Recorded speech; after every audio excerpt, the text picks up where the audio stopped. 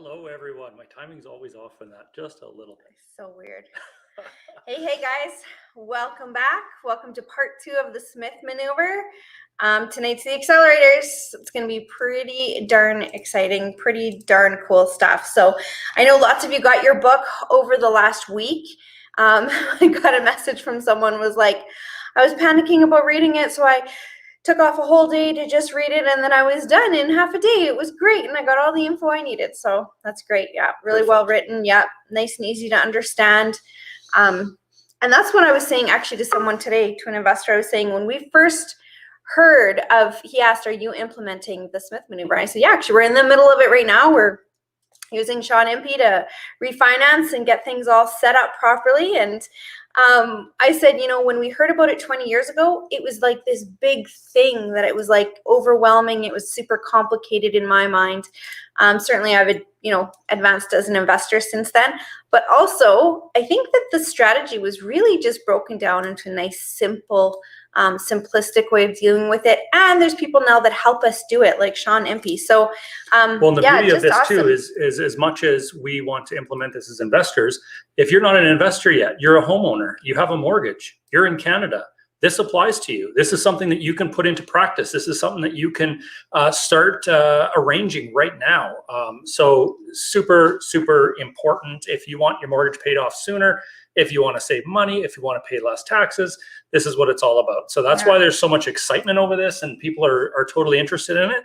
And it's going to work really well. So we're going to get into the details today. Did you do that deliberately? I did, he just smacked my hand away. By the way, he just smacked my hand away from motioning grabbing under the table. Mouse. You guys can't see, but I was trying to grab the mouse. She's wanting this, and I'm not giving it up right now. Because I want to say hi to all the people that are saying hi back. Okay, there we go. Hello, everyone, by the way. We forgot to say that at the beginning. Hello, and from all across Canada, nice to see you guys. Yeah, and for those of you that don't know us, we're Corey and Tiffany Young. We are the co-founders of Investor Life, where we help people scale their portfolios. So raise joint venture money, find private lending, all that kind of stuff. But we talk all things investing like we're doing today, where we're talking about the Smith Maneuver, where you can pay off your bad debt mortgage and turn it into a tax-deductible expense to your business. So awesome stuff. Yes. So before we bring Robinson on, just a couple of quick things. One is, if you are watching this from our Fearless Facebook group and you want more content, join us on our YouTube channel. Just search for Investor Life. Join us on YouTube. There's a lot of content that we don't put into Fearless that is there. So we wanted to introduce that to you guys tonight. And secondly, if you're watching this on YouTube, because right now we are broadcasting this to YouTube and to Facebook. If you're watching this on YouTube, subscribe to our channel, hit that notification bell. But also, if you want, join us in our Fearless Investors Facebook group. And that's where we can answer your questions live. Okay, so I just wanted to get that across. And without further ado, since he hates that phrase, I'm going to say not one of my favorite phrases. Without further ado, we are going to bring on Robinson Smith and Sean Impey, and you guys all know them from last week. Welcome, Robinson. How's it going? I'm 100%. How are you guys doing? Good. Very well, very well. A lot of people excited for tonight. So I know you're going to bring it. We are excited, super excited to, last night, a lot of people, I saw a lot of emojis, mind blown, like this is something that, why doesn't everybody know about this? That kind of a thing.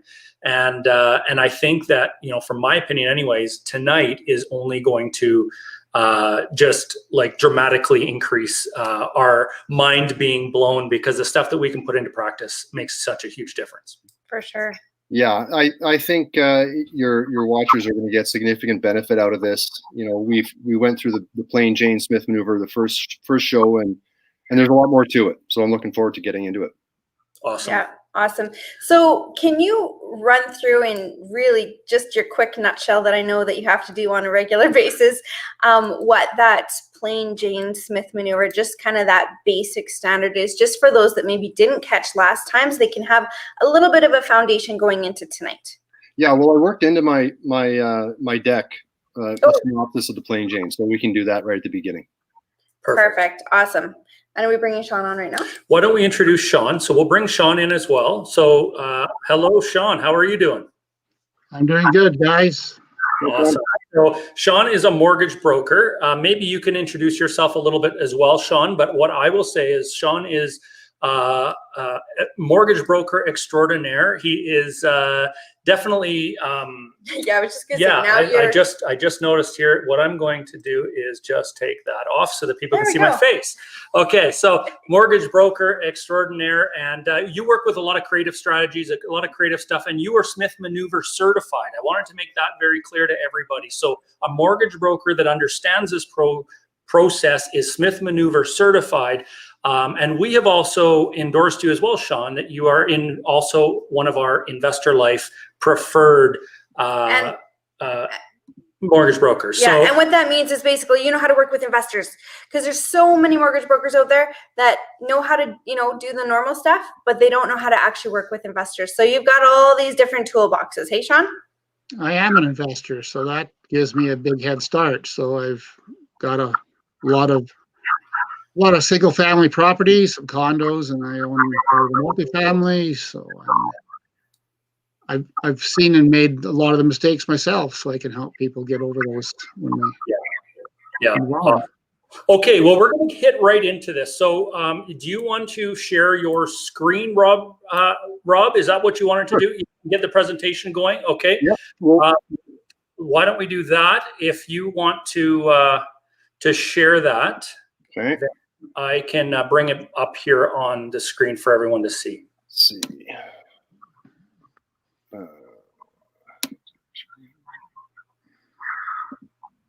Okay.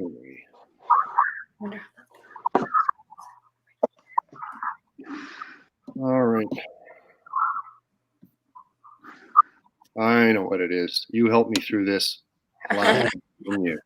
So in the meantime, Sean, do you want to tell us what a certified Smith Manoeuvre certified professional is? So Robinson set up a program here back in the summertime, I think it was.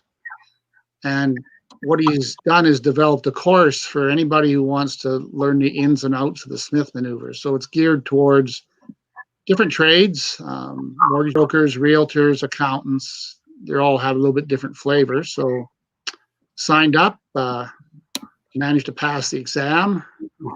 That's And good. he sent me a certificate to put on the wall and something to tag on the bottom of my emails. So I understand how Smith Manoeuvre needs to be set up for people to take the most advantage of their both their home mortgage and I call it like Smith Manoeuvre Light. You can also do a similar type of mortgage on your rental properties. Okay, awesome. So it's super important that the professionals that you guys are using as investors, the professionals you're using on your team, whether that's your realtor, your mortgage broker, whatever it is, they should understand the strategies you're trying to do. So, if you're trying to buy an investment property, you have to work with a realtor that's an investor, a mortgage broker that's an investor. If you're trying to do the Smith Maneuver, you have to work with a mortgage broker that is Smith Manoeuvre certified. It doesn't make any sense to use somebody that's not familiar with these strategies.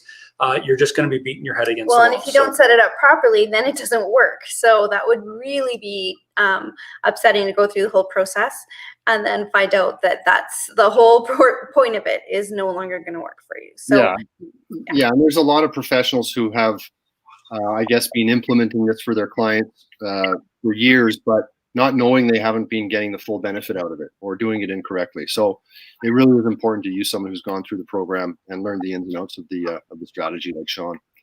All right, I think I'm ready here, guys. You guys ready? Yes, we are ready. I don't see it popping up for me to bring it up on the screen. Oh, there we go. I see it now. Okay, so I will add this to the stream, and we haven't done this with three. There we go. All three of us are still there. Okay, perfect. Let's go, Robinson. Okay, let me just get to this, and we're looking good now.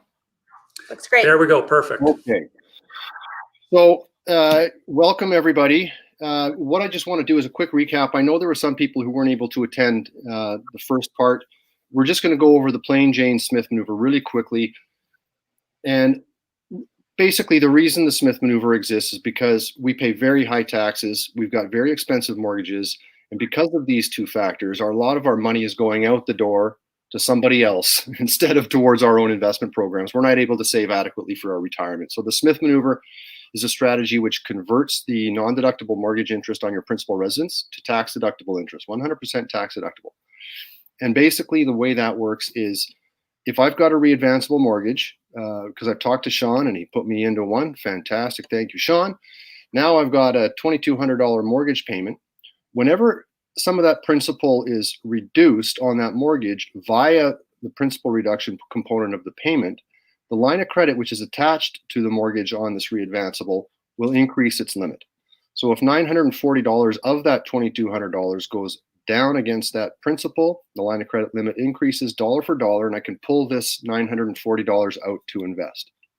And the use is critical. I need to borrow with the reasonable expectation of generating income. That way the borrowing can be taxed. The interest on the borrowing is tax deductible. So this occurs on a monthly basis. Whenever I make a mortgage payment, some of that reduces principal. I reborrow it to invest. So my debt is not decreasing. My debt is staying constant. But very importantly, the nature of that debt is changing from 100% non-deductible to 100% deductible. And this is the distinction between these two types of debt is what the wealthy understand very, very well. They know that they should avoid non-deductible debt and that they should acquire tax-deductible debt so that they can invest. So that's what happens with this strategy. When you complete the conversion process, you've got still $500,000 of mortgage debt, but it's fully tax deductible, which means you're getting tax refunds each and every year. And with the plain Jane Smith maneuver, first step is to take your mortgage payment, reborrow the principal reduction to invest. And because of these tax deductions you're generating, which increase on a monthly basis, so year after year, your tax deductions are increasing, you're getting these refunds. You take these tax refunds and you make a prepayment against your mortgage. And you can borrow that amount back as well. So we're reducing our tax bill. And because of this reduction, we're able to eliminate our mortgage much faster than otherwise. And this is money that is coming back to us from the government. It's not extra money coming out of our pocket. And if we can make any prepayments against that non-deductible mortgage debt, it's gone sooner. And sooner is better when we're talking about non-deductible debt. And we also pay much less in interest payments over the amortization, the reduced amortization. So the beauty of this, just to recap, is that you not only are you not putting any more money out of your pocket, but you're actually getting extra money that you didn't have before implementing this that can accelerate the maneuver itself. That's exactly right. And I think last time I was on, I talked about the fact that, every investment advisor or financial professional, they're going to tell you if you want to increase your net worth, then you got to come out of pocket with more money to either save more or reduce debt. But it's going to cost you more money out of pocket. Well, the Smith Maneuver is probably the first and only strategy which does not require any additional funds out of your pocket other than the mortgage payment you're already making. But in fact, it also increases your cash flow via these tax deductions. So because of the fact that you're investing on a monthly basis, plus the tax refunds that come at you, where after you prepay your mortgage and then reborrow that amount, you're taking advantage of compound growth now. Instead of waiting until your current mortgage is paid out completely, 15, 20, 25, 30 years, in order to then be able to contribute to an investment plan, because prior to that, all your money is going to expensive life and mortgage payments. If you're not able to invest now and you have to wait, then you're missing out on compound growth, and that gets terribly expensive. So that's the plain Jane Smith maneuver. Your regular mortgage payment you're making anyways, and the new tax refunds that you're going to start receiving. So that's what we talked about last week. And when I went through the Smith Man calculator, the plain Jane scenario, we saw almost $68,000 of total tax refunds that came back to the homeowner. And instead of taking 25 years to pay out this non-deductible mortgage debt, it was gone in 22.75 years. We saw a projected net benefit of $617,000. That's simply the plain Jane scenario, $617,000 advantage. Wow, Crazy. And I will say to all of our viewers, if you want an expanded view of this, so Robinson is just kind of going over a recap of last week, but if you want an expanded view, go back and listen to last week. As he goes through the calculator, you're going to see where all this money comes from, and the actual particulars of it. But that's a great recap. Appreciate it. Thank you. Absolutely. Okay, so yeah, plain Jane Smith maneuver last week. But what else can we do? How can we improve our results? We can implement some of the accelerators if we have them available to us. And there's a number of them: the debt swap, the cash flow diversion, the drip accelerator, the prime the pump accelerator, and the cash flow dam accelerator. So we're going to look at each of these. And then once we're done, I'll go and add to the Smith Man calculator so that you guys can see what we've already gotten done with the plain Jane. We'll add these accelerators on top of the plain Jane. So we'll talk about the debt swap here.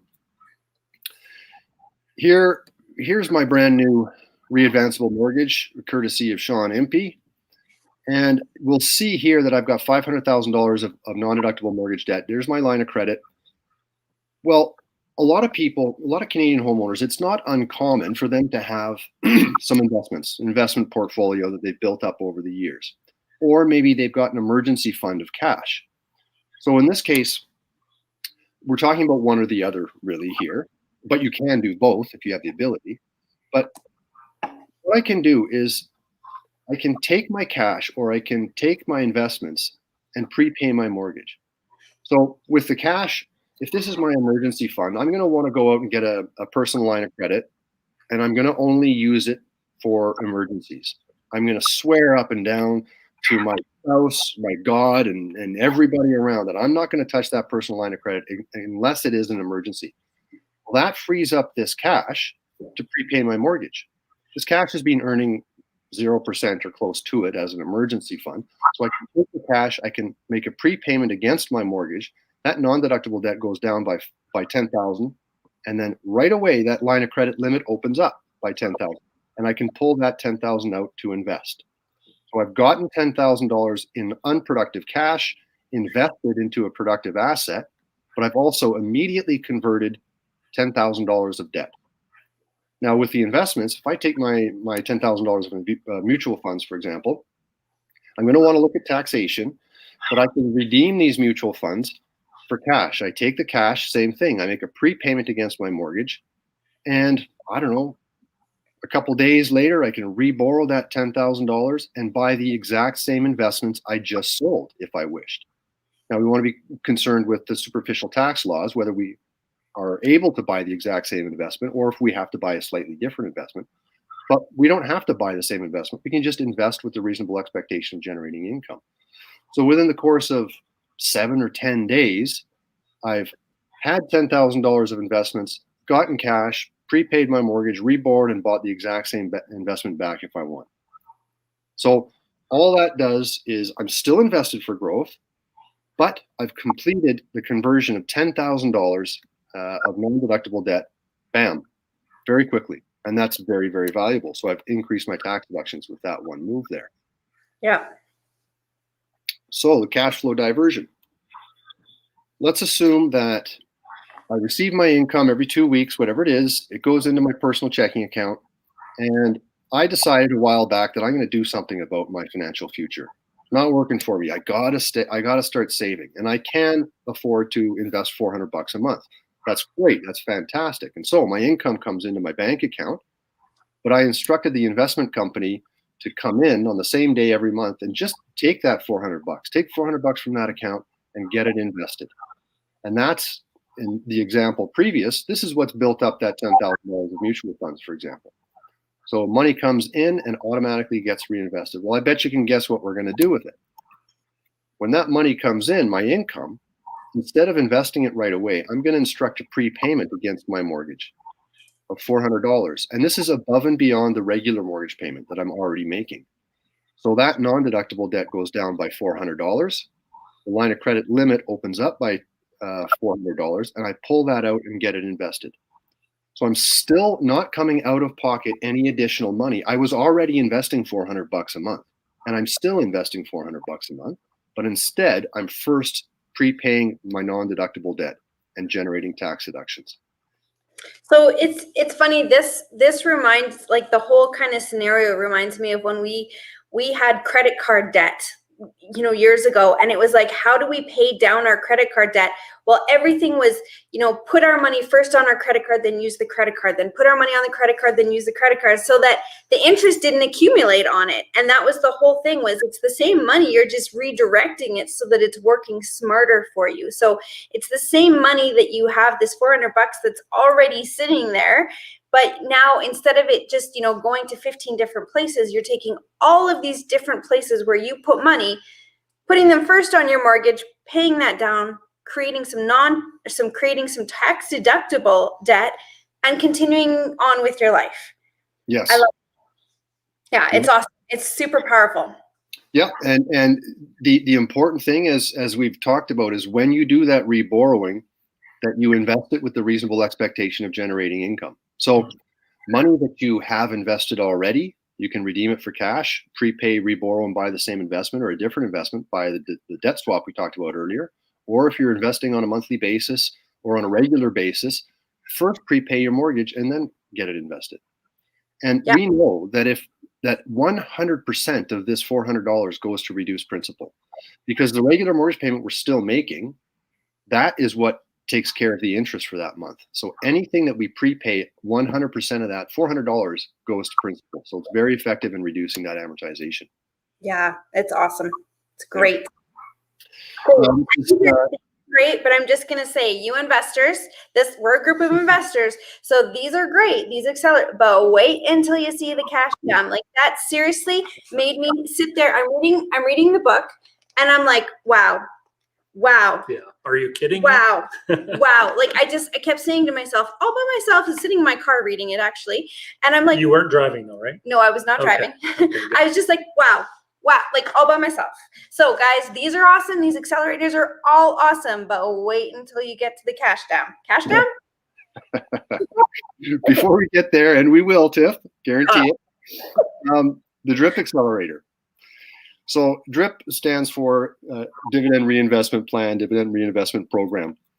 And typically, if I've got investments, mutual funds, stocks, whatever it is, if these investments send out dividends, or maybe quarterly, maybe annually, they send out dividends, I can request that instead of sending them out to me in cash, I want you to automatically, company, buy me more units or shares of the investment that is sending out those dividends. So maybe they're 2%, 3%, 4% annual yield, whatever the case may be. And this is what most investors do. And they pat themselves on the back because, wow, I'm disciplined. I'm taking this $300, and instead of using this cash to pay for lifestyle and cars and all that stuff, I'm getting it reinvested for growth. That's where I'm going to see significant growth in my investment. Well, they're missing out on an opportunity here, because you can request that these dividends come out in cash, but you don't spend it on yourself. You be responsible and diligent and disciplined here. And instead, I know you guys knew it was going to happen. You take these dividends and you prepay your mortgage. Then that line of credit opens up, $300, dollar for dollar. You borrow that out, and then you buy more mutual fund shares or stock shares, or whatever the case may be. Instead of them being reinvested automatically, take them in cash, make them work more than once.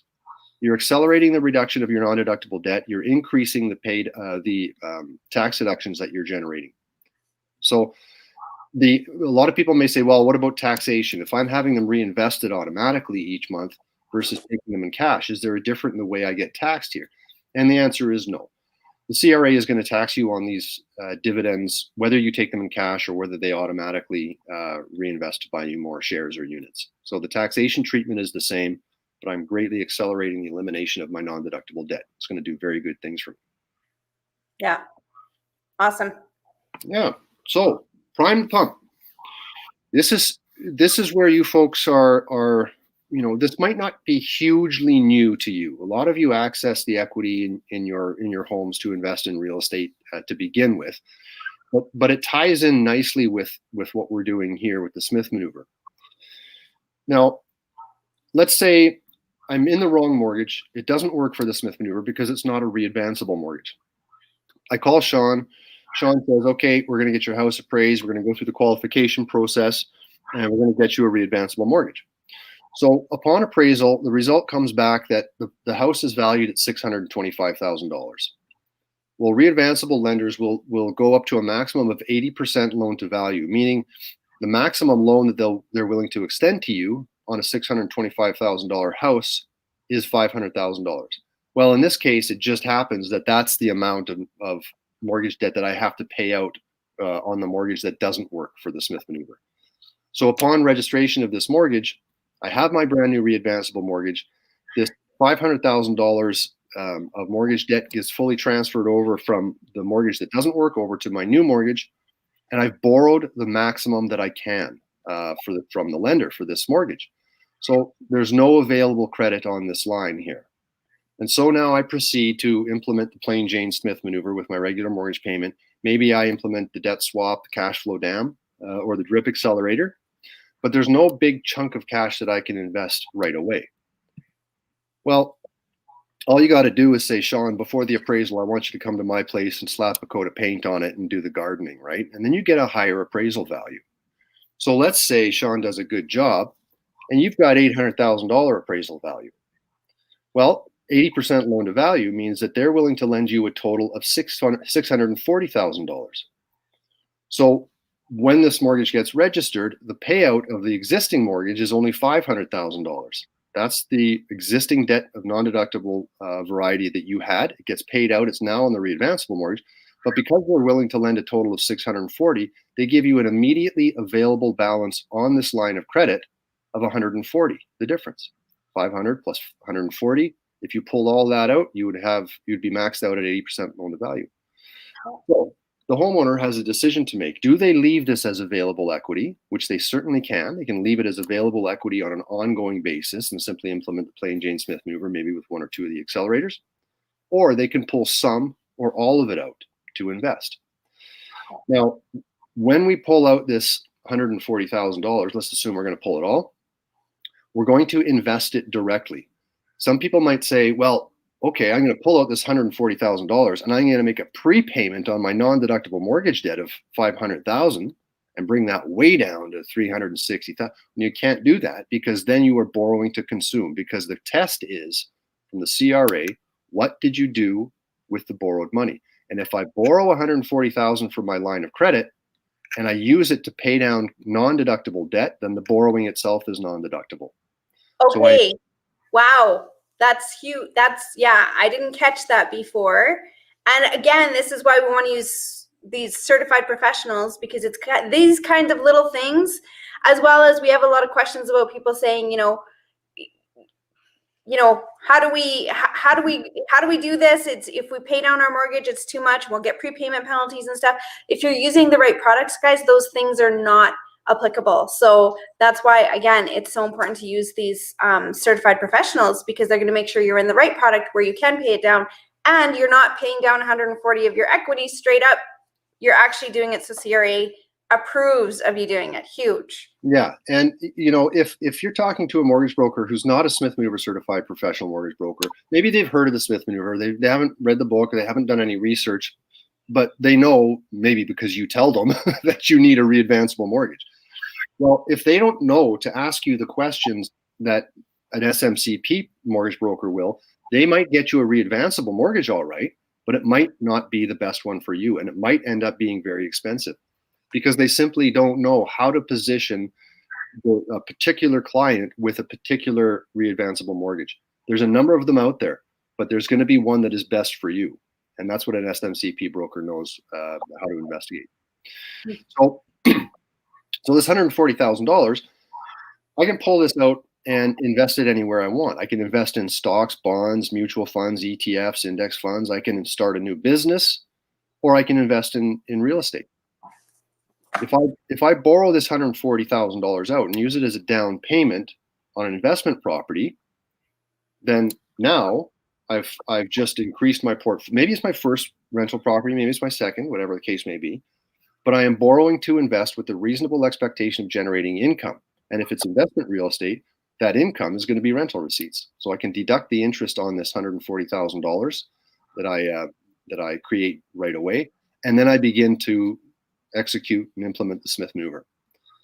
So just so I'm clear on this, to use this strategy, then the whole, like, going back to the beginning of this strategy, we would essentially have to increase the appraised value. So that we have to do a few things. We have to make sure that we can get the highest appraised value possible so that we get the highest amount of potential mortgage available to pay off our original mortgage that we might currently have, and then have extra money left over to be able to invest.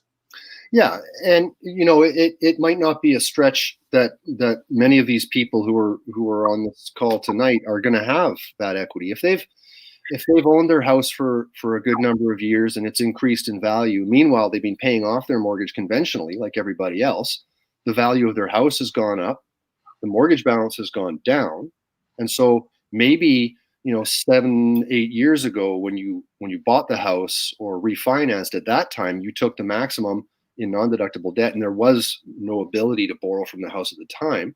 Well, maybe the value of the house has gone up, but certainly the balance of that mortgage has come down. So that will quite likely create this available equity. Yeah. Right? And then in BC or Ontario is looking at this every single month and seeing that value go up and opportunity right there. Yeah. Let me jump in for 1 second here. So the key is when you get your mortgage, the existing balance is non-deductible. You want one product within your mortgage to pay that off. And you want to add other products like other mortgages or other HELOCs to make up the difference in the equity that you've got in your house when you refinance. The old school way is my house has gone up 100K. I go get a new mortgage, 100K more than what I owe, and now you got this cash left over, but you can't write it off. I see. Right. Perfect. Yeah, and again, this is what an SMCP broker will be able to help you execute. Yeah. Sean, do you work in Saskatchewan? I can work in any province except Quebec, and Quebec I refer out to other professionals. Robinson has SMCPs in Quebec, I believe. So yep. If I can't do it, we'll just refer out. So perfect. Awesome. Yeah. So with this $140,000, I pull this out. Let's say I invest in a rental property. Well, here you go, Tiffany. This is my favorite too. That's crazy. Cash flow down. Now I have my rental property and I install renters, and they're good renters. I'm happy with them. They pay on time. They keep the yard clean. Each and every month they send me $3,000 and it comes into my bank account. Each and every month I turn right around and I make the mortgage payment on that rental property or other expenses to this business, my rental property. So money comes in, money goes out. Well, the Canadian homeowners and investment real estate investors are missing out on a very valuable opportunity here, because instead of the money coming in and coming out, we're doing what we think we should. Yes, we are. We're receiving money and then we're paying money on balance that we owe. But before we do that, let's take that $3,000 in rental receipts and make a prepayment against our own mortgage, the house in which we live, of $3,000. And then, as we know, when that line of credit limit opens up by $3,000, we can reborrow that. So that goes back into our rental property account. And then we make the mortgage payment on our rental property and service the other expenses. So yes, money in, money out, but first it's getting run through my own mortgage. And, Sean could tell you, if you're making a $3,000 mortgage prepayment each and every month, above and beyond the regular mortgage payment, above and beyond the $400 a month that you've always been contributing to your investments, above and beyond the dividends you're receiving on a quarterly or annual basis from your investments, that 25-year mortgage is gone in no time. That non-deductible debt is fully converted to tax-deductible debt, and you've generated all these tax deductions and the investment portfolio. So this is a hugely powerful accelerator of the Smith Manoeuvre. Massive, right, Yenga? Yenga says pure awesome. Okay, Yeah. Angie. Okay, guys, we need some heck yes. We need some Put heck it in yes the comments, right now. guys. Oh my God, I love that. This is mind-blowing. So one of the keys to this is that if you have a rental property, it would have to be in your personal name, correct? Well, not ideally, but Basically, yes.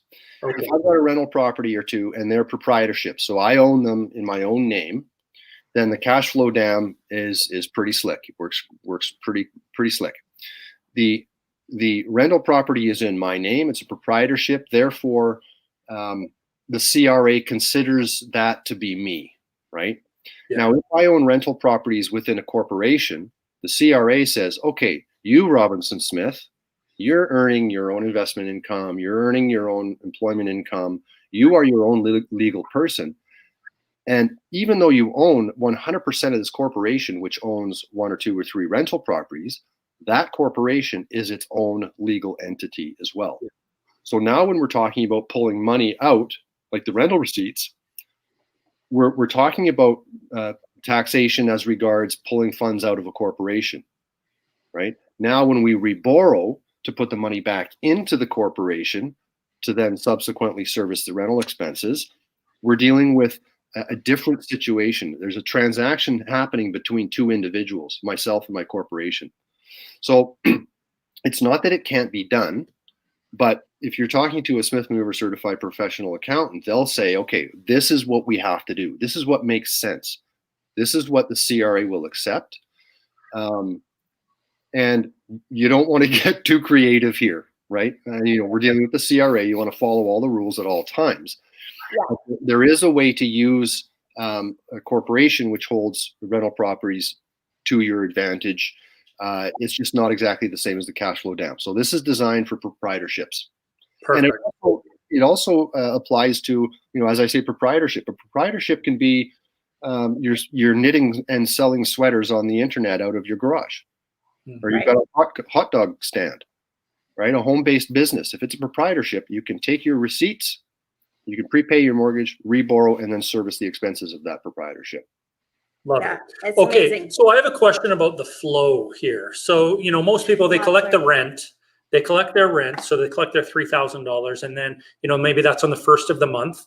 And then their mortgages come out of their bank account sometimes on the 1st of the month, or all their expenses come out on the 1st of the month. But what we're trying to do here with the cash flow dam is take that $3,000, put it onto our personal mortgage, but then there's going to be a delay until our line of credit gets topped up with that money so that we can then pay our expenses. So how long does it normally take with these readvanceable mortgages? And I'm not sure if this is a question for Sean or not, but how long does it take for, once we make that prepayment, for then that line of credit to be increased so that then we can pay those expenses? It happens almost instantaneously, because if you pay down, the banks see that you've made a payment on, your total limit is 500,000 or 400,000. So it just goes from one blue box to the other. Okay, perfect. So my estimation was there might be a day, 2 day, 3 day, 4 day delay in there, but if it's immediate, then that's perfect. Well, we have to remember though that sometimes it takes a day for transactions. Yeah, that's right. For the money to go from the line of credit actually to show in your bank account. Yeah. Because the institutions, there's more than one involved here, and so they take time in order to send and receive, maybe a day or two. Plus over the weekend, right?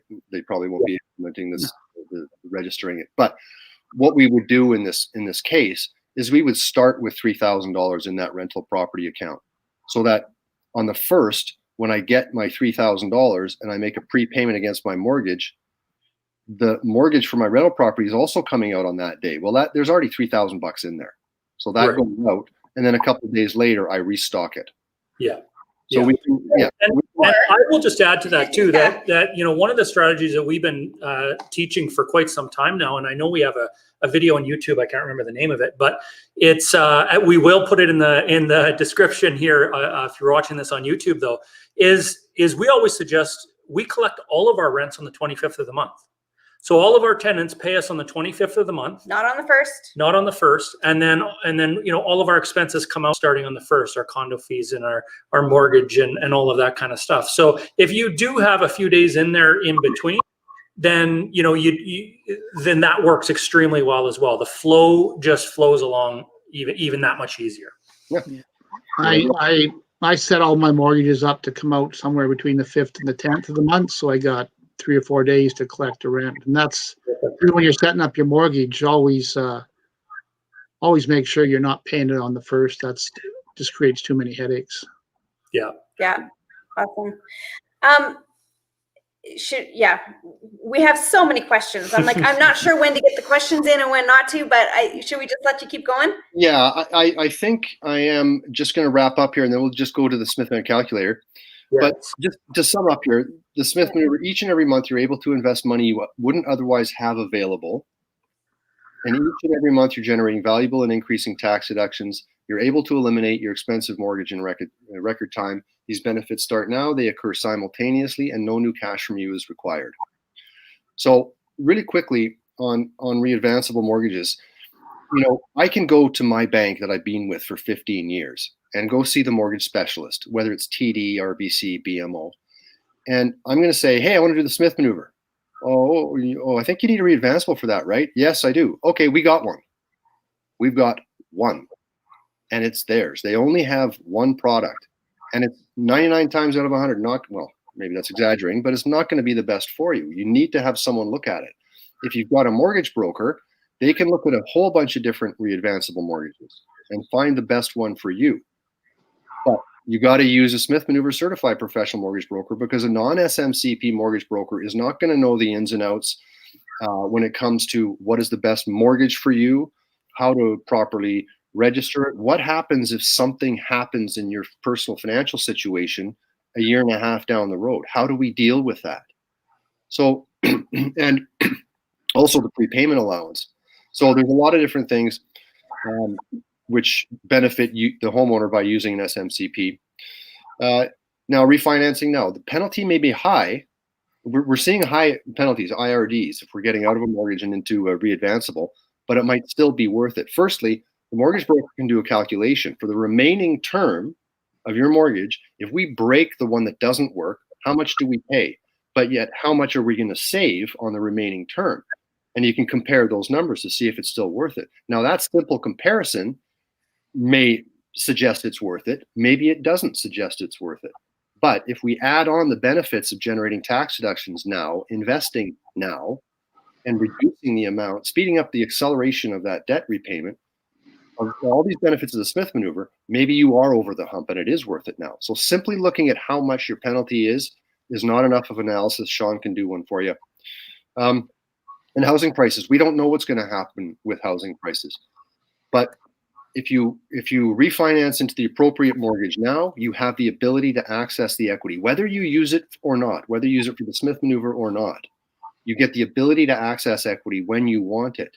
If you wait and go for a refinance in a year or a year and a half, because that's when your term ends, who knows what the value of the house is? Who knows what your employment position is? Are you temporarily laid off? Right? What's your income at? So if you have the ability to refinance now, it's worth looking into. Low rates are still available. Readvanceables are getting better than ever before. And I know Sean talks about this quite a bit. Maybe he'll have an opportunity just after the Smith Manoeuvre calculator here, but refinancing your existing rental property into a readvanceable, there's significant benefits there. Yeah, this is insane.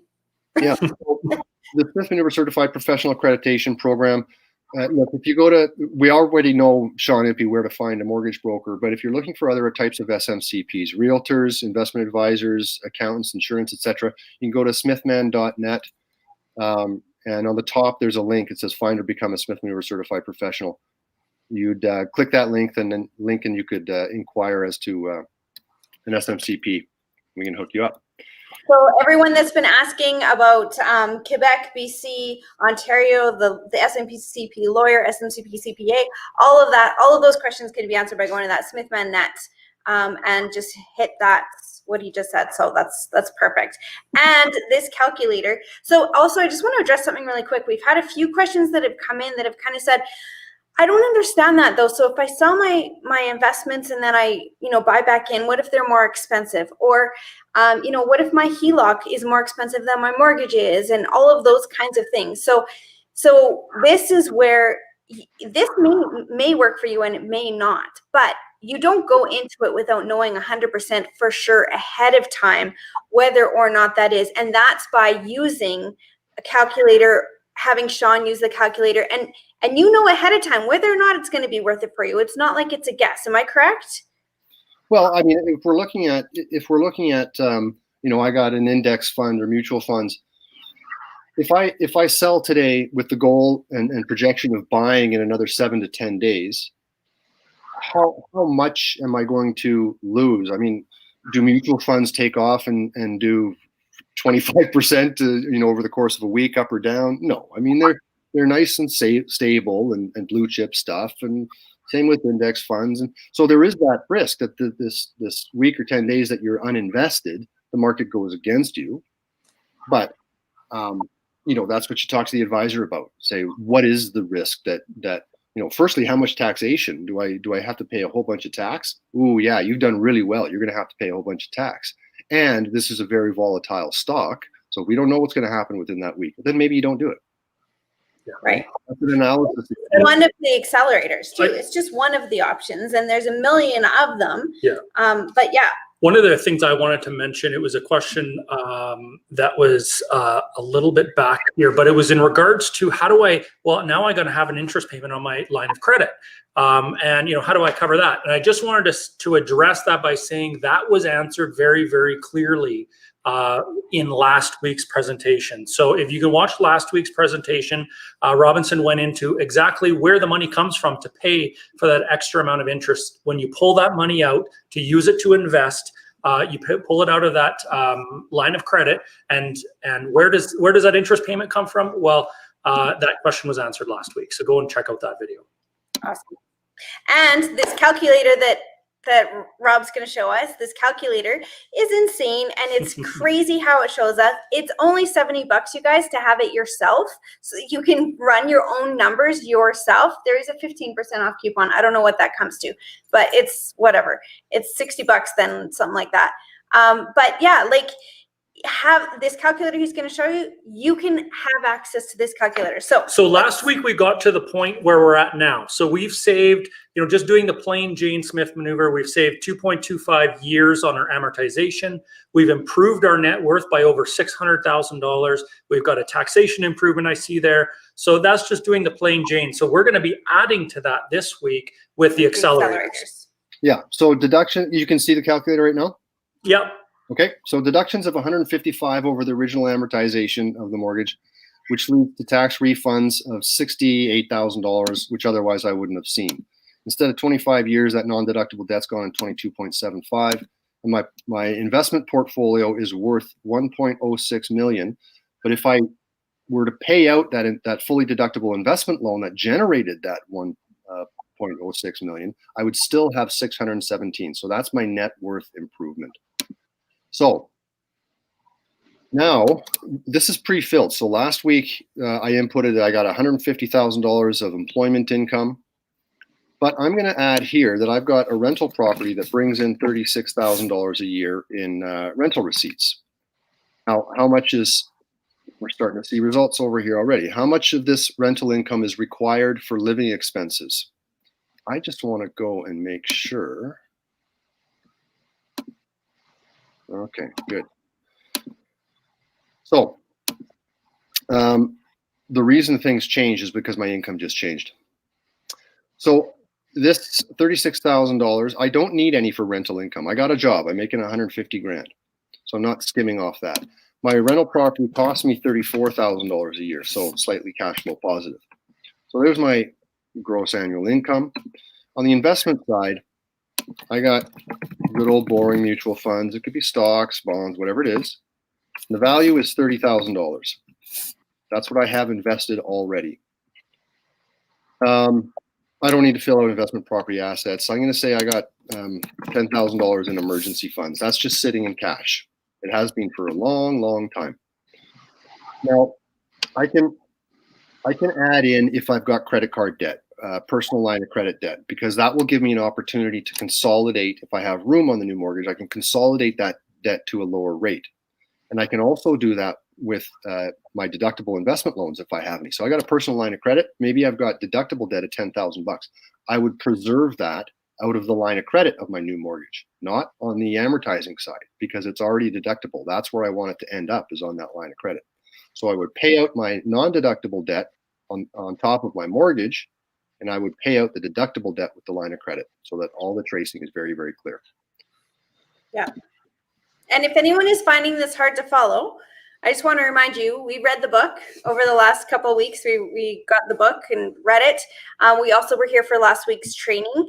Believe me, it's not nearly as complicated when you understand it. I thought it was going to be complicated, and I totally get this. And y'all know I'm not good with numbers. So if I can get it, you guys definitely can get it.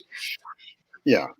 And also there's, you do the rollovers here, and it gives an explanation, what it's looking for, all that stuff. So on the marginal tax rate side, the calculator automatically assumes you're in BC. So that's for BC.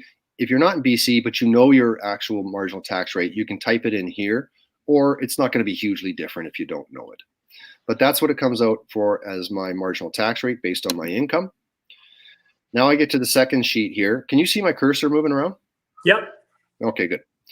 So I've already filled this in last week. I got a $750,000 home. I've got a $500,000 mortgage on it at 2.9%. And it's amortized over 25 years. That's the default. If your current amortization is 17, you can plug that in, right? So I can select what sort of payment frequency I want. It's not going to really affect anything here. But on the readvanceable mortgage, on the borrowing side, on that line of credit, I type in prime, 2.45, and then my new readvanceable mortgage, maybe it's prime plus a half, maybe it's prime plus one, maybe it's prime flat, whatever it is. If I know it, I can plug it in there. But prime and a half is pretty common, I think. Sean will know better than I. And so that sheet's done. So now I go to this sheet here, the accelerators. This was already filled in. I'm assuming an 8% growth rate for my investment portfolio. And based on my mortgage balance and the rate and all that and the amortization, the amount of that mortgage payment that is going to go to principal is $997. So let's call it $1,000. Out of that $2,200 mortgage payment or whatever it is, the rest of it is going to go to interest, non-deductible interest. It's gone. Goodbye. I never see it again. But this $997 is what's going to reduce the amount I owe on that mortgage. And I want to invest all of it. I don't have to, but I can, and I want to. Now, this gets a bit more complicated. Essentially, the nut of this is the less I accept from the lender in certain circumstances, the better I can improve my results, because it will improve the amount of mortgage that I can readvance versus not readvance. There's this thing called the 65% HELOC rule that Sean will have much more information on. But basically, what this is going to do, I can manipulate this to get worse results or better results. What I'm going to do here is I'm going to keep it at $550,000. But basically, the lender says, based on your house value, your income, your credit, all that stuff, we're willing to give you $600,000. And I'm saying, that would be nice, thank you very much, but I only want $550,000. And if you play around with the calculator and you move these back and forth, and you sort of have a read of what's going on down here, you'll get an idea of why that is the case. Now, to finish off the plain Jane Smith maneuver, I ticked this box, which means I'm going to take my tax refunds, prepay my mortgage, and then reborrow to invest. And that's where we stopped. Okay, 155, 2.33. So these have changed a little bit because I added rental income, which changed my marginal tax rate. But in any event, let's start looking at the accelerators here. I indicated on the first page, as you guys just saw, that I got $30,000 in mutual funds. So I talked to my SMCP investment advisor. Hey, what happens if I redeem this $30,000 in mutual funds? Well, you can expect to pay $600 in tax. Well, what happens in 7 days? Where's the price? We don't know where the price is going to be, but it hasn't really moved much. It's just gone slow and steady up. So I don't think there's a huge risk I'm going to miss out on 7 to 10 days of not being invested. Great. Let's sell the whole $30,000. I'm taking that cash. I'm prepaying my mortgage, and I'm reborrowing it to invest. And me sliding it here is showing the effect of only debt swapping a portion. Maybe you got $30,000, but 10 of it is in stock and 20 is in mutual funds. You don't want to sell the stock. It's very volatile. You don't know if you miss out. So you sell 20 grand of the mutual fund and do the debt swap with that. So this is all mutual fund. Boom. Originally, I had $67,000 in tax refunds.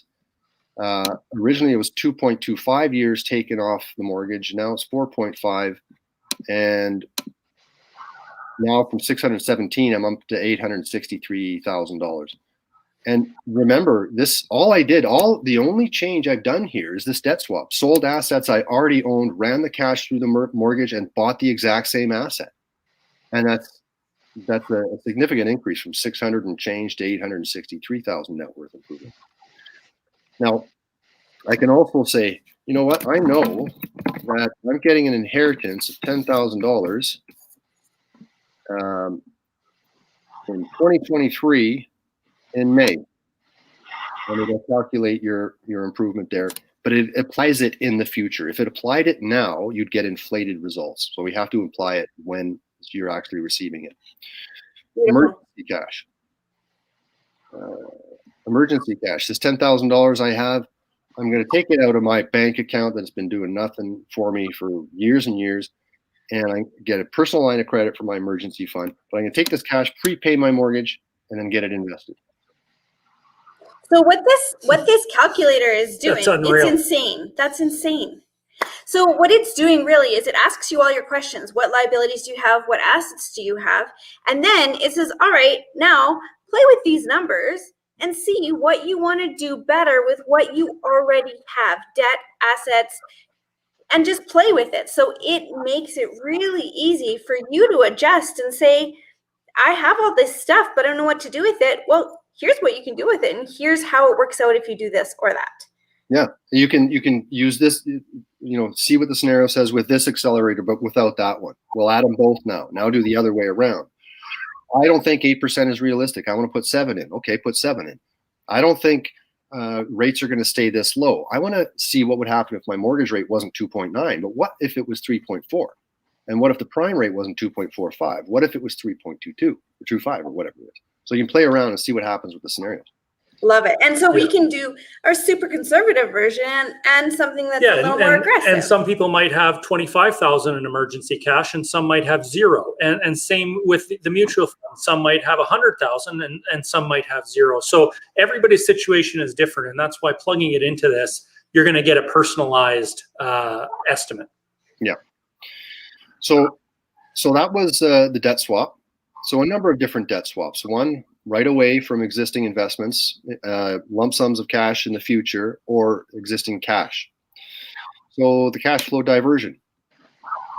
So this asks me here, how much am I investing each month into my current savings and investment program? Remember on the PowerPoint earlier, I said it was $400 a month. I'm investing $400 directly from my bank account. Well, first, let's use that. So again, it's not additional money coming out of my pocket. I was already investing it. Now I'm just going to first prepay my mortgage and then invest it. So as soon as I hit tab here, 201, 567, 101, 231, 908, 1403. So that mortgage instead of 25 is gone in 16 years. And my portfolio is 1.8 million. I've got a 1.4 million net worth benefit after I calculate in the deductible debt that I have. And this here, typically people are going to say, oh, you know what? I'm liking this. I can come up with an extra $100 from my pockets. And again, we're going to see improvements here. But this is additional cash coming out of your pocket. It's voluntary. You don't have to do it. So I'm going to take it out. The cash flow dam. This is my favorite. Yeah, this is craziness right here. Okay, so in the household income section, I indicated 36 grand a year in revenues. That works out to $3,000 a month, if my math is correct. And I also indicated that this cost me $28.33 per month. So when I click this button here, the calculator is going to take that $3,000 a month and make a prepayment against my mortgage, and then it's going to reborrow that full $3,000. That full $3,000 will get reborrowed. But once it gets reborrowed, only $28.33 needs to go to service the expenses of that rental property or my other proprietorship, whatever it is, which leaves $167 that goes get invested in securities, which will show a decent increase here. So I have positive cash flow. That means I have cash at the end of this monthly process to invest in securities because it doesn't need to go towards my rental property.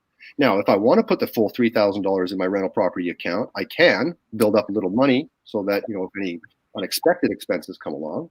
But the calculator says that difference is going to get invested in securities. So 9.08 years saved, net worth improvement of 1,403. 18 years saved, net worth of 1.6 million. So a 25-year mortgage is gone in 7.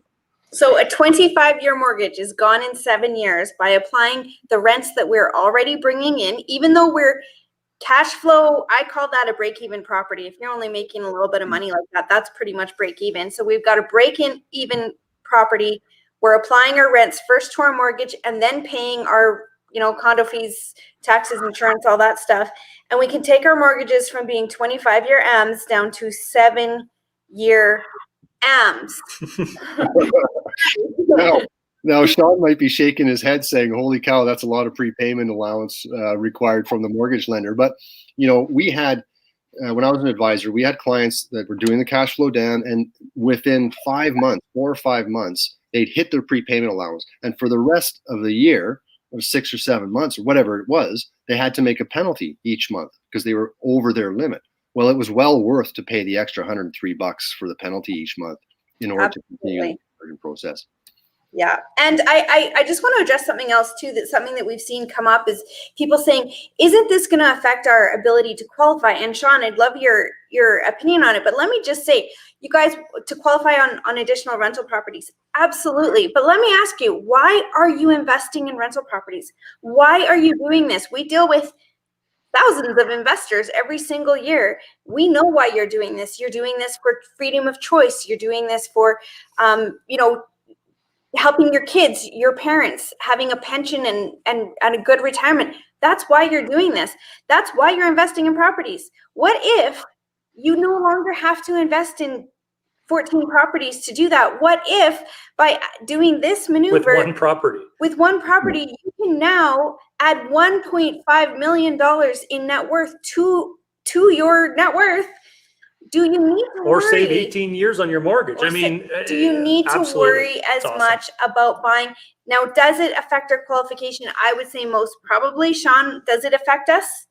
Well, the important thing is to pick a lender that's got really good rental offsets, so that if you buy the right property based on your stress test mortgage payment, you have to service as a liability versus what your rents are. It may be a wash. If you had a $1,500 stress test payment on a property, that's about a $300,000 mortgage, and you had $3,000 in rent, then half that rent covers your mortgage payment, so it doesn't cost you anything. So when people, I put the post on there the other day, people who ask me how much can I qualify for a rental, well, how much is your rent? It's a big impact. Yeah. Okay. Huge. And one thing I'm going to say to everybody is this is called the Smith Manoeuvre, which means really what we're doing here is just maneuvering the flow of our money. We're putting it onto the mortgage first. We're getting that back, and then we're investing it. It helps us tax-wise. It helps us pay off our mortgage quicker. It helps our net worth increase. But is there work involved in doing it? Do we have to maneuver things? Yes, we do. But is it worth it when we can, instead of taking 25 years to pay off our mortgage and it's done in 7? Yes, it's absolutely worth it. Well, for us, it would be, not for everyone maybe, but in our opinion, well, for everyone, it should be. Okay, just to wrap up here, time-wise, dividend reinvestment plan accelerator. This is not going to really hugely affect your net worth improvement because these dividends were going to be invested anyways if they were automatically reinvested. Where it helps a little bit is in the amortization improvement. So it takes another half year off if you take your dividends and prepay your mortgage. And I can adjust the yield I'm expecting from my investments. Prime the pump accelerator. This is the last one here. So based on what I've got inputted here, and when I was manipulating how much I accept from the lender, this is where that shows up. I have $50,000 of immediately available funds that I can prime the pump. I can pull that out and invest it immediately. Now, one of these days I will do the math so that I can select, I want to pull that $50,000 to invest in securities, or I want to pull that $50,000 out to invest in a rental property. But the calculator at this point assumes that you are investing in securities. So $50,000, starts at 1.6 net worth improvement. If I invest that 50 grand, immediately I get up to just under 2 million. So that means a $2.5 million portfolio offset by the deductible investment loan of 536. 1.9 million net worth improvement. Now, this does require additional cash flow from the homeowner, in the sense that the calculator will assume that the interest on the $50,000 that you're pulling day one to invest is $123 based on the rate that you inputted for your HELOC on the readvanceable. It says, okay, each month the interest on that 50 grand is going to be 123. Well, homeowner, I'm the Smith Man calculator, and I'm here to tell you that if you cannot afford to come out of pocket by $123 a month in order to service the optional incremental borrowing of $50,000, maybe you shouldn't be doing that. Maybe you shouldn't be pulling that to invest if you can't afford to out of pocket. So there's the test. What the calculator does automatically is says, I am going to ask you to come out of pocket $123 to prepay your mortgage each month. And when that line of credit limit opens up for that relative 123, it's already sitting there to service that the interest on that 50K. Plus, it's going to speed up the conversion of your mortgage because you're prepaying by an extra 123. Now, when you actually go to do the math and what are my monthly transactions, some people might say, you know what, I'm not going to come. Boo to you, calculator. I'm not going to come up with that 123 out of pocket. I'm already investing several thousands of dollars a month. I'm willing to invest $123 less in order to cover that 50,000. But the calculator assumes that you are covering it from out of pocket. Gotcha. And that's just with the prime the pump accelerator. Correct. Because that prime the pump, that is new borrowing. That is borrowing that didn't exist before you got that readvanceable, before you refied. Right. Yeah. So this is the graph here. The yellow line is a part in the little box here, which shows up, but this horizontal yellow line is showing the total debt. You'll see it's more or less constant. It's not constant. It actually reduces a little bit because of the 65% HELOC rule, but it's more or less constant. Now, this green line, which is going down over here, that's the original amortization if I didn't do the Smith Manoeuvre. This blue line is the resulting amortization because I'm doing the Smith Manoeuvre and the accelerators. This purple line is the monthly reborrowing, and that tops out here, right, for my total debt. So these, the purple and the blue are mirror image there. And of course, this red line is showing us what our investment portfolio is doing. Unreal. It's amazing. And so just to clarify for everybody, you know, at the beginning of doing the Smith Maneuver, you had to go out and get that readvanceable mortgage and you had debt of $500 and some thousand. At the end of this, you still have that debt of $535, but it's offset by the $2.5 million that you now have in your investment portfolio, which means that you have a net worth improvement of almost $2 million here.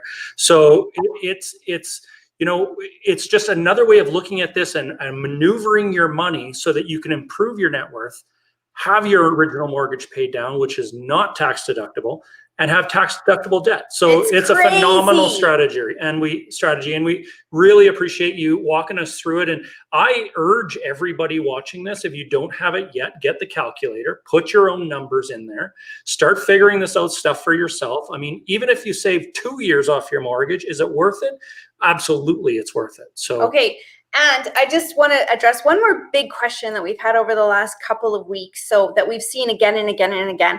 And I want to address it by saying, so guys, a lot of people say, well, where am I going to get 8% on my money? Where's some ideas for that? So anyone that's ignited, can you guys throw in the chat, just say, I'm ignited, right here, do that. And guys, everyone that does that, those are the people, they are offering you 8% and more any and every day of the week. So if you're looking for a place to put your money and you want to put it in at 8%, there are more than enough options. So, you know, a lot of people have said to me, oh, well, where are you going to get 8%? Where are you not going to get 8%? You're going to get 8% all over the place. So is that a safe assumption? I believe so. However, do you want to make it down to 3%? Are you still going to be winning? There's all our igniteds. There they are, guys. These are the people that know how to invest your money. If you want 8%, you want it secured or unsecured, you want a P note, you want whatever you want. These are the guys that know how to invest your money and can make you that 8%. So can it be done? Absolutely. Reach out to them, talk to them, and they'll help you through that part. I hope you're not like me for investment advice. So.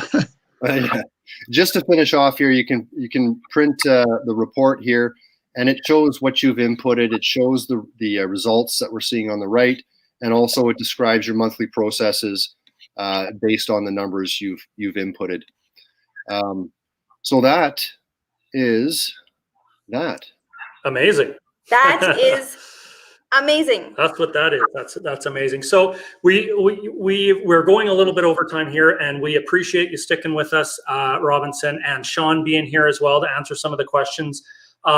Any last closing words that you have to everybody watching? We've had nearly 200 people this whole time live with us watching And I this. have an idea. And Sorry, am I still sharing my screen? No. Okay, I can't. I've lost everybody. But No. okay. No, you're there. You're there. Okay. Yeah, we Can see you hear ya. us? I can see you and hear you. Yes, I just can't figure out where. Oh, I know what to do. Oh, there we go. So a couple of things. Hey, I think that a lot of people really need to get into the book. So guys, if you need the book, you can go to at the bottom of the ticker. There's 15% off that book. The coupon is in that link. So and then you need to kind of start reading. You need to watch last week's. You need to rewatch this week's perhaps. But once you read the book, it really does clarify. So my thought is I think we need a little bit of time, because what I'm seeing is there's a lot of people that are asking questions that have already been covered or that are really simply covered. However, there are some more in-depth questions that we should probably hit for everyone, but asking everyone's individual simple questions maybe isn't the best use of our time. So my thought is why don't in a month's time we plan to revisit this again and bring you guys back on, if you're both agreeable to that, and we can we will pre-choose some of those kind of more in-depth questions that aren't otherwise easily answered in the book or last week's training. I don't know if that works for you guys, but that will give everyone an opportunity to kind of soak this in a little bit, and then we can really implement it. So And I sorry, Sean, I'll just real quick here. I just want to say the Smith Maneuver does not dictate what you need to invest in, what you should invest in. I like going slow and steady here. This is long term. This is for building up a portfolio for retirement for my family. But you can invest in anything you want as long as your SMCP accountant says, "Yep, that'll qualify for deductions." So go with what you're comfortable with. Go with what you understand. Yeah, I was going to echo the same thing. I'm not an investment advisor. I'm not an accountant, so don't rely on me and go to CRA jail or something like that. So everybody's situation is different. So there's no cookie cutter answer. The Smith Maneuver is, my definition is, you're refinancing your house every month. So you're always getting your money back. It's great for rental properties if you've got that sustaining fund that you put in cash in your bank account. Well, if you've got the Smith Maneuver, it's going to build up that money in your rental property account, so you don't have to hold the cash. You have that emergency fund for the furnace or the hot water tank, wherever it goes. It doesn't have to come out of your pocket. So that's one advantage of Smith Maneuver. So yeah, I love it. And okay, so I'm sorry, Tiffany. There's this one question: how do I find an SMCP or whatever the case may be? You already know where to find Sean Impey here. He's SMCP mortgage broker. We got Keith Udy. I saw his name here. He's in Calgary. But go to smithman.net if you're out of Alberta or you want to use someone local. There's no better than the two guys we got on here. I'll tell you that much. They're great. But smithman.net. Find or become a Smith Maneuver certified professional. If you're looking for an SMCP investment advisor, accountant, whatever the case may be, just go through that process. Awesome. And I was actually going to also kind of just quickly ask you to tell me, so you've got the course for your professionals that are going to be helping other people. They obviously get really in depth, but you also have a homeowners course. Can you give us just a quick rundown on what is in the homeowners course, and would that be valuable for us to be? I mean, I think we already bought it, but if not, I'm definitely buying it. But tell us a little bit about that if you don't mind. Sure. There's 7 modules. They're each about an hour long. They go generally follow the book in sequence. But this 153 pages, there's too much to go through in the book. So I built this course out. It's my face going through the material, PowerPoint with some slides and stuff. The production quality, look, if you're looking for a Hollywood movie, this isn't it. I had to do it myself during COVID lockdown and all that stuff. But the important thing is the information, and the information is there. There's also an hour-long demonstration of the Smith Manoeuvre calculator, so I go much more in depth. And then a bonus section, just general things to understand about money and personal finance. So that, again, through Corey and Tiffany's link there. Awesome. Oh, Okay. we have 15% off of that too. I believe so. Yep. Yep. Perfect. All right. Well, again, we want to thank you for coming on, Robinson. We want to thank you, Sean, for coming on as well. We appreciate it. And everybody, I hope, I know there was a ton of excitement in the chat here. People were saying, heck yeah, this is amazing, all that kind of stuff. There's a ton of that. We appreciate you guys coming on and explaining it. And again, like you said, everybody needs to put their own situation into it. So now that's what everybody leaves today And the doing, tools, putting their own situation. The tools are there in. to do that, which is nice. It's not just information and then, all right, see ya.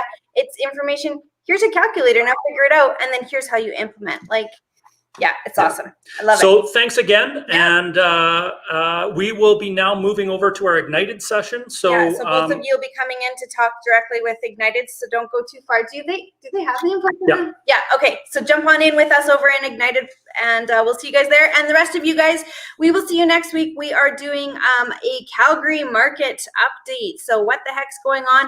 Is it really a good place to be? Is it not a good place to be? Why do we want to be there? All that kind of stuff. So that's next week, Calgary market update. okay, take care, guys. Cheers.